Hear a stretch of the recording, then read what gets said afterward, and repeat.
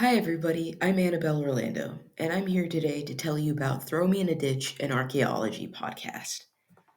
First things first, what is Throw Me in a Ditch? Well, it's a brand new podcast that I've created within the last couple of months about the heritage sector, archaeology, museums, history, anything of that sort. I'm going to cover it in this podcast. I want to tell stories about the people who are in these fields because to me, that is more appealing to bring people into fields rather than just showing them and telling them about theory, which is also important, but I like to tell stories about people, so hopefully I can do that. I also want to make archaeology in the heritage sector easy to understand to people who aren't already in it, because that's an important thing too. A little bit of information about me. I'm originally from Connecticut in the United States. I went to the University of Connecticut where I received my undergraduate dual degree in journalism and Africana study with a minor in history. In 2021, I moved to the UK and I started my Master's of Arts in Archaeology at the University of Liverpool, which I completed in 2022. And also in 2022, I went on my very first dig, and that was with the Museum of Liverpool. And that is the photo in the top right corner. And if you can't tell from my face, I was extremely happy. And that dig basically confirmed to me that archaeology was what I really wanted to do. And I just want to bring that joy that it gives me to other people, especially people who may not think the field or the sector is accessible to them. And right now, I'm currently a commercial archaeologist still working in the UK. Some numbers about archaeology in the United Kingdom: 97% of archaeologists are white, 53% are women, 1% are mixed ethnic groups, and the number of Black and Asian archaeologists were not high enough for a percentage in the sample size that was used by the Landward data. This is important because it shows how inaccessible archaeology can seem, especially to underrepresented groups, whether it be ethnically or socioeconomically. 30% of people also come from families that have high managerial positions. Um, in other words, that they come from a position where their families can become wealthier than normal people or the average person, which is also something that makes the sector, especially archaeology here, all of it, seem inaccessible. And I want to use this podcast to sort of combat that. I want people to hear stories from others, to be like, yeah, I can do that too. Basically, I don't want these numbers to scare off people from underrepresented groups who may not feel welcome in the heritage sector. Um, Another thing that is a bit important, it's very important, is that there are less than 4,000 libraries in the United Kingdom.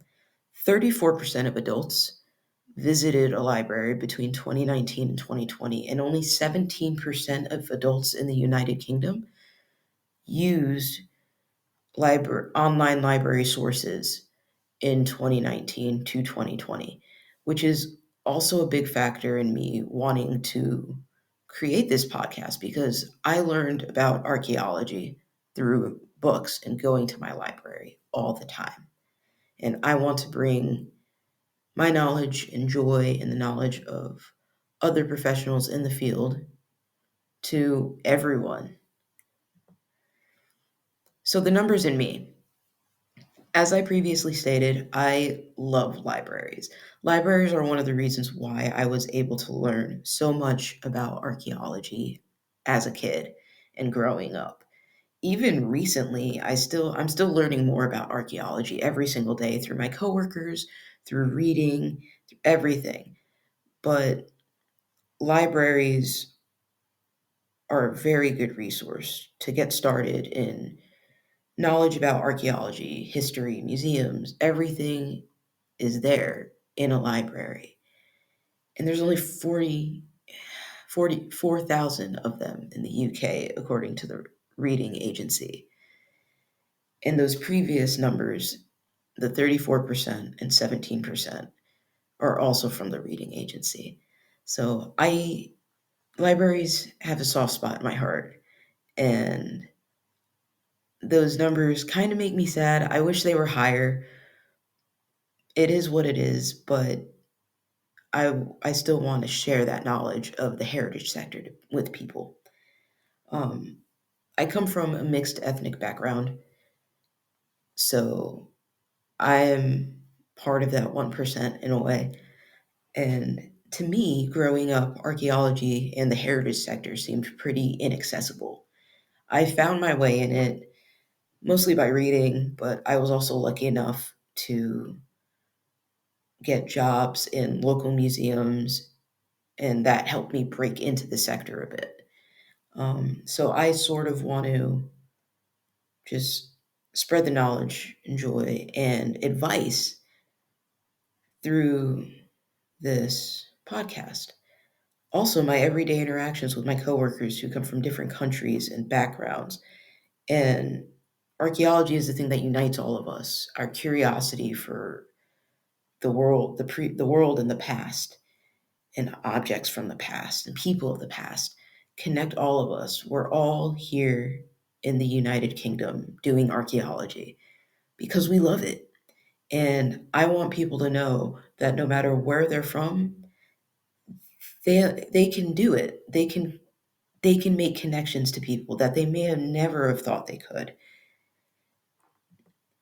How is this different from other podcasts? Well, we're going to get to know the people of the sector, whether it's archaeologists, historians, archivists, museum professionals. We're going to get to know them. These are two photos from my very first interviews that I conducted for this podcast. My setup is very simple at the moment. It's just my laptop, my microphone, and my phone. So, yeah, it's pretty simple. The goal is to show that archaeology is accessible. So, you know, doing my best with what I have, which is pretty accessible, I think. And then I'm not really going to be talking about theory with my guests, because theory can be pretty dense. I want it, but it's not important. But I mostly want people, especially young people from underrepresented groups, to know that, for example, someone can be from a completely different part of the world from you, but you guys can still connect over your interest and curiosity for history in the past and archaeology in the past and the present in a way. Because as a commercial archaeologist, I am out in the field finding these artifacts like bits of pot. And to me, that's the coolest thing ever. And I want people to know about that.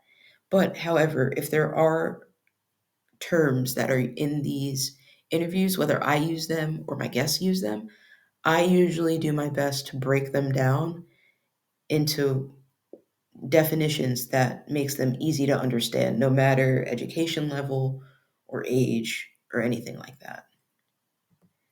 So, yeah, thank you so much for listening. And if you have any questions or comments about my podcast, please feel free to get in contact with me on Twitter at ditchpod or email me at ditchpod@gmail.com. Once again, thank you so much